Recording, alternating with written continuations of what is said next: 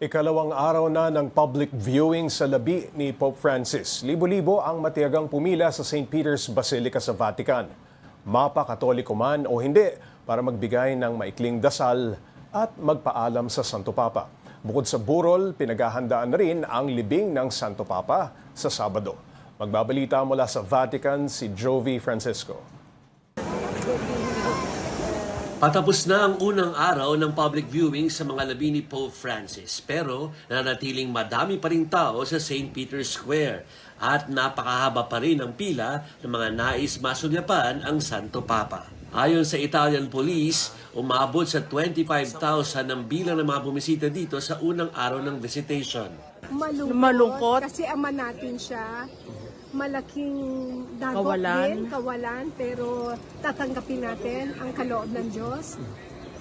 Kami naman po ay natutuwa na kami po ay nandito na kasama po ng lahat ng mga Pilipino ay nagdiriwang din ng jubileo. Sobrang lungkot po, nakakabigla. Hindi mo akalain dahil nag-last appearance pa siya. Yung pala nahihirapan na siya noon.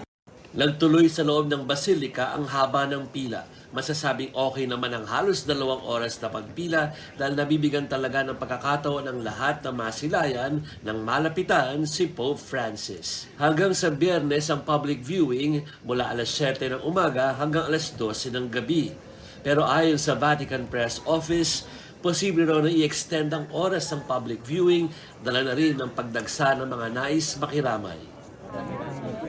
Nasaksihan ng foreign and local media ang public viewing dahil pinayagan ng lahat na nakarehistrong mamamahayag na makapasok sa Basilica.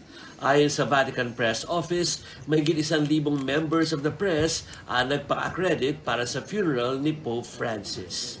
Paglabas naman ng Basilica, mapapansin na inihahanda na ang St. Peter's Square para sa funeral rites ni Pope Francis sa Sabado. In place na ang mga upuan para sa mga dadalo, kasama ang world leaders. Nakatayo na rin ang mga safety barricades, ang mga scaffolding at maging ang mga portalet. Nagulat mula sa St. Peter's Square, Jovi Francisco, para sa 1PH.